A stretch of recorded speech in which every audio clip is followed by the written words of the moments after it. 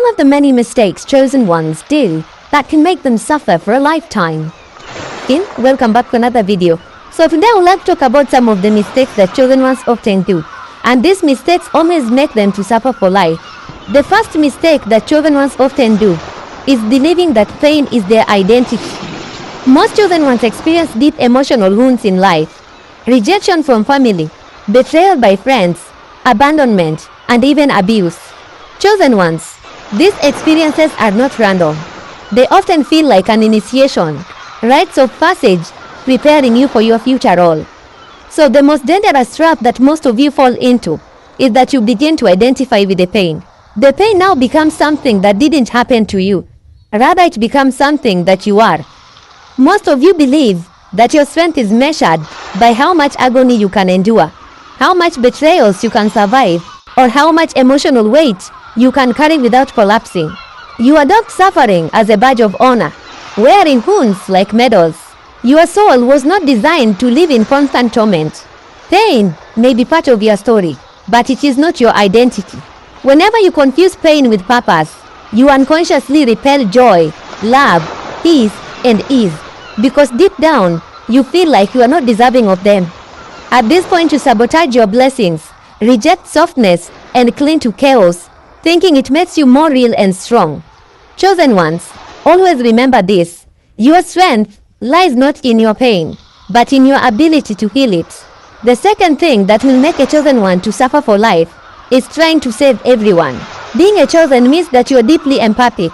This means that you are able to feel the unspoken pain in others. This means that you are able to notice what others may overlook: the sadness behind the smiles, the heaviness behind the laughter, and the wounds that are hidden beneath the strength.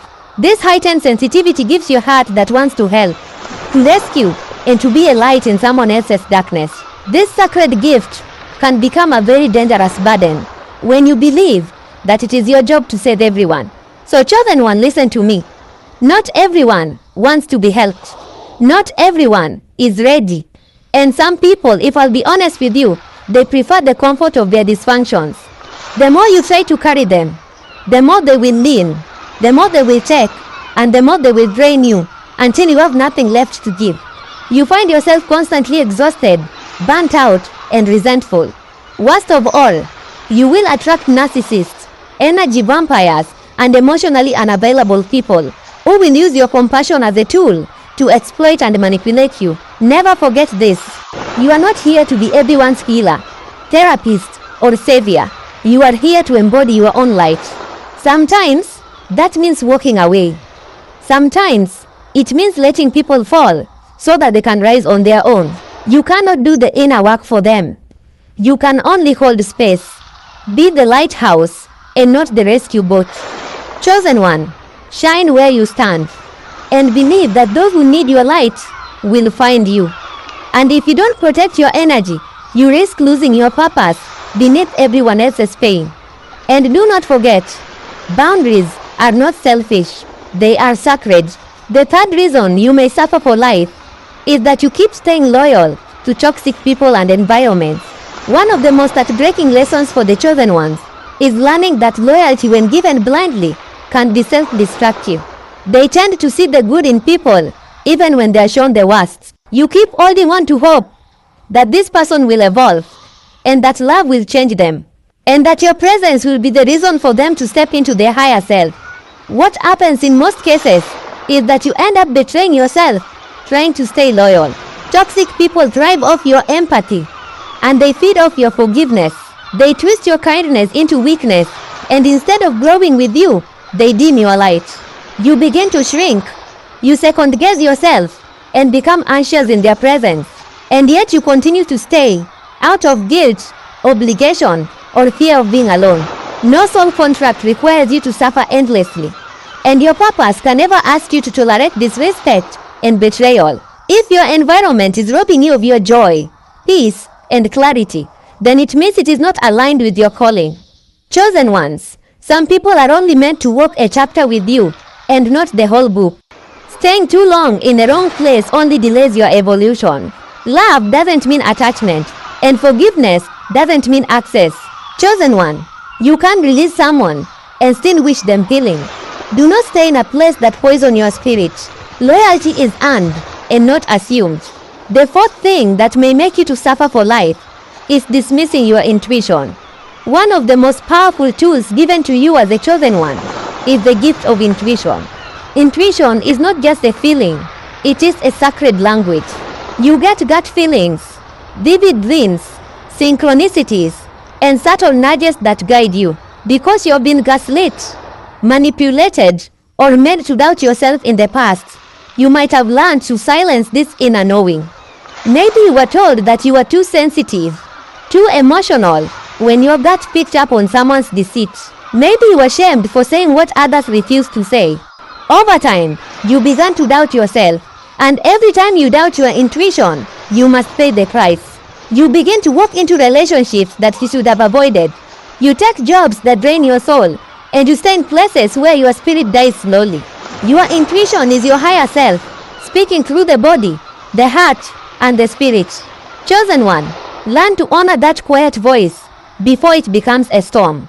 Don't wait until the damage is done for you to admit that your soul was trying to warn you. The more you listen, the louder it becomes. The more you trust it, the more aligned your life becomes. The fifth mistake you do as a chosen one is suppressing your truth in order to fit in. From a young age, most chosen ones often feel different. They always see the world differently. They think deeply, they feel intensely, and they question things that others accept blindly. And because this often leads to isolation and misunderstanding, you may find yourself suppressing your truth in order for you to survive. You begin to dim your light just to blend in. You say what others want to hear, and you avoid speaking up because you don't want to be judged. But with every moment you suppress your truth, your soul suffocates. Chosen one, you are not sent here to fit in. You are sent here to disrupt, to awaken, and to challenge, and this can be so lonely. But fitting in, while abandoning your authenticity, is not connection. It is self-erasure. Be yourself, even if it feels uncomfortable. Your truth is not too much. Your vision is not radical, and your essence is not a mistake. When you begin to honor your voice, you begin to attract those who are aligned with your truth. Speak, even if your voice shakes. Share, even if your hands tremble. Chosen one, you never know who is waiting for your authenticity to awaken their own. The sixth reason that you may suffer for life is avoiding shadow work. Many chosen ones are striving for light. They want to embody love, peace, healing, abundance, and positivity. But in their quest to be good, they avoid the darkest part of themselves. The anger, the fear, the jealousy, and the ego. They push it down. They deny it, and sometimes even pretend it doesn't exist. What you suppress only gains power in the dark. The shadow is not your enemy. It is your teacher. It contains the keys to your depths, your healing, and your power. Avoiding your shadow means staying stuck in unconscious patterns. You may keep attracting the same toxic relationship, repeating self-sabotage, or feeling empty no matter how much light you chase. Shadow work is the courageous act of facing your own wounds without judgment. It means sitting with your rage and asking where it comes from. It means acknowledging the parts of you that feel unlovable and choosing to love them anyway. So this is not about perfection. It is about integration. You are not just light. You are light and dark, sun and shadow, human and divine. Chosen one, true transformation begins when you stop running from your darkness and start holding space for it. Reason number 7. So this is the last but not the least. Chosen ones often think that they can do it all alone.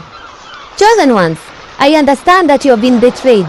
You have been misunderstood, and you have been excluded by family. I want you to stop believing that isolation is safer, and that being alone is strength. Solitude can become a prison that is built by trauma. Yes, your path is unique. Yes, few people will understand you, but that doesn't mean that you should suffer in silence. No warrior was meant to fight every battle alone, and no healer was meant to carry every burden without support. There are others like you, souls who have walked through fire. They have also been called to rise.